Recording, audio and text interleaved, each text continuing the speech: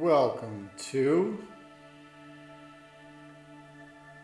All Theory, No Conspiracy. Don't forget to like, subscribe, click to receive notifications, and leave a comment.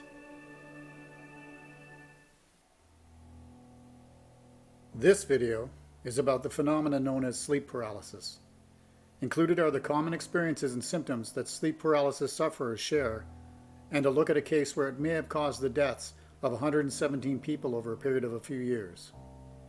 Instances of alien abduction seem to be a recurring theme of sleep paralysis episodes.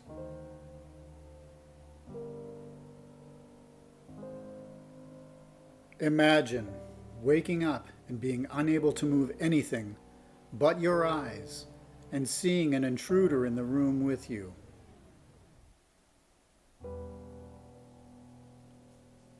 Sleep paralysis refers to the phenomena in which resumption of consciousness occurs while the muscle atonia of REM, rapid eye movement, sleep is maintained, leading to intense fear and apprehension in the patient as the patient lies awake without the ability to use any part of their body.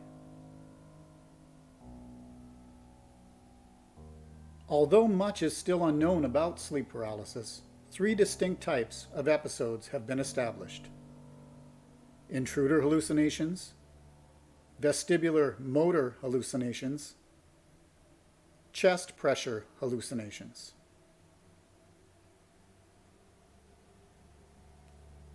Intruder hallucinations involve the feeling of having a dangerous person or presence in the room. The most common sightings are of a demon, an alien, or a shadow person.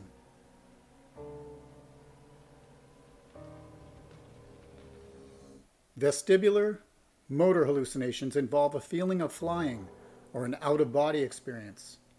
These experiences are often linked to the alien abduction phenomena.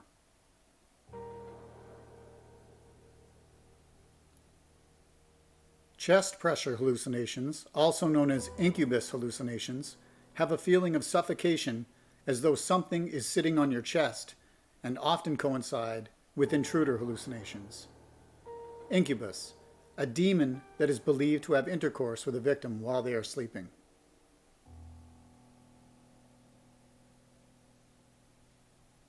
While the cause of sleep paralysis is unknown, we do know it occurs when a person wakes up while still in a state of atonia, which we occupy while we are in REM sleep.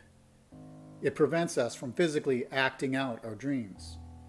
Experts believe that sleep paralysis may be linked to narcolepsy, jet lag, overtiredness, or to people who suffer from anxiety or post-traumatic stress disorder, PTSD.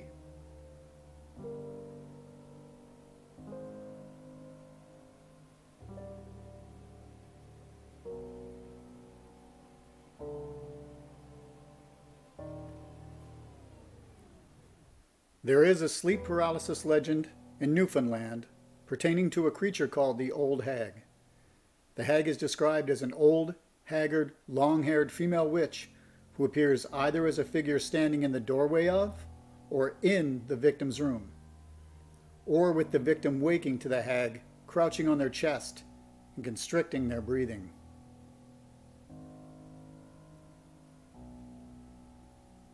The phenomena was first reported by that name in the 1890s, and stories of visits by the hag were collected and archived by the Memorial University of Newfoundland's Folklore and Language Archive.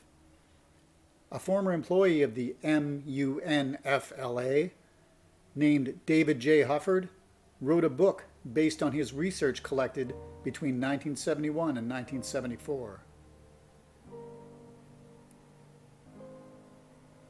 While science does offer some explanation as to what sleep paralysis is, it cannot explain why such a large number of people in a geographical area experience the same hallucination.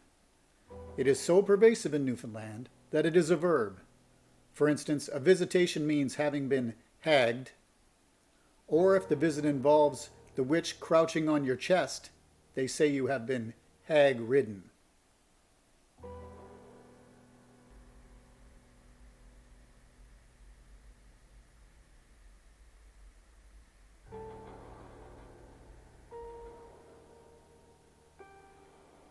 In the early 1980s, a wave of unexplained deaths occurred in the Southern Asian refugee community of the U.S., particularly in the Hmong Laotian community.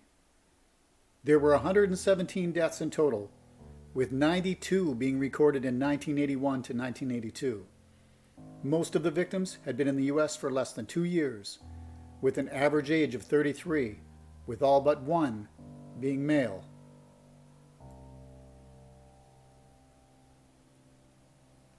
At first, nerve gas was given as a possible reason for the deaths, but quickly dismissed by physicians, noting that nerve gas does not act in such a way and does not explain why it almost exclusively caused the deaths of young Laotian males in the middle of the night while they were sleeping.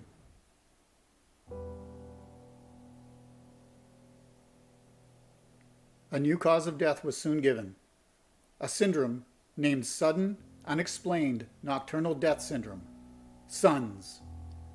An investigator named Dr. Shelley Adler studied the phenomena and looked for ties to religious or superstitious beliefs that may have created a fear in the victims that was powerful enough to cause death.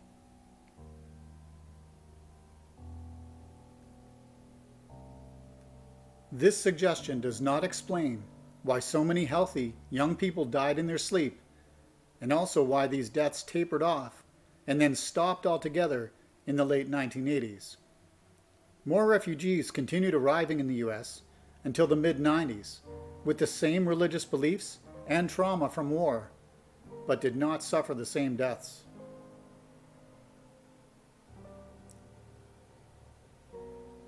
Filmmaker Wes Craven was inspired to write the story that became the film A Nightmare on Elm Street after reading an article about a young Laotian man who had mysteriously died in his sleep.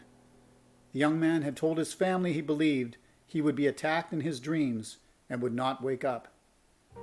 One night, after his parents heard him screaming, they found him dead in his bedroom.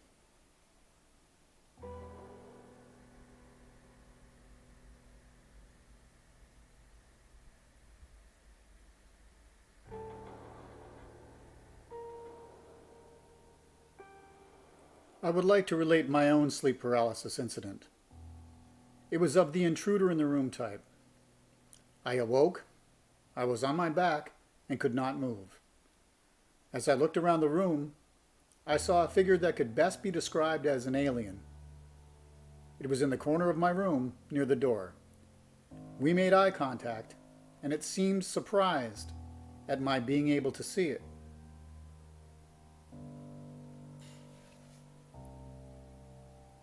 At first, I was terrified. Then terror slowly gave way to anger at my helplessness in the situation and for having my sleep and space violated. I watched its expression change from bemused to puzzlement, then to concern, as I struggled to speak, and then in my mind I screamed, "Get the out of my room!"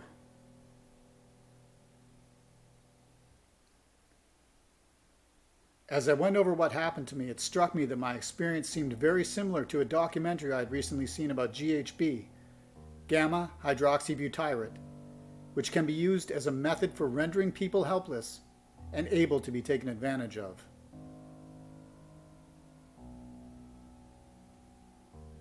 The relevant part of the documentary was of a young woman describing an unwanted sexual encounter she had after having GHB put in her drink. She felt as though she was in a dream, but very aware of what was happening to her, and at the same time was incapacitated and unable to move.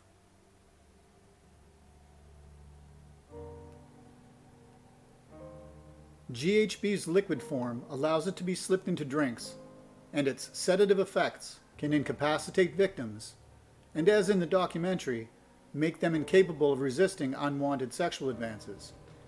GHB can also cause amnesia, meaning that when people recover from the drug's effects, they may not remember what happened.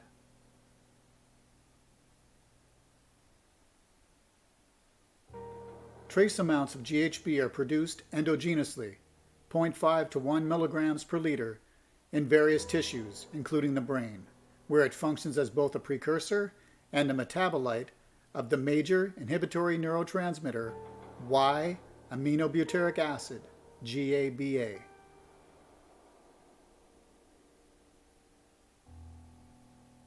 Could something or someone with the knowledge of how to manipulate the GHB and natural inhibitor in our brain keep us immobile and unable to resist if we wake from our REM sleep during an incident?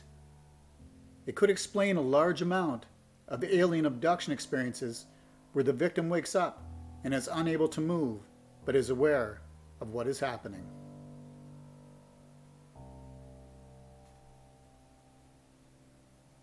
There will be links to 3 YouTube videos about sleep paralysis, including one about the deaths of the Hmong men from Southern Asia, as well as links to 3 articles, including one about the Old Hag phenomena in Newfoundland, in the description below this video.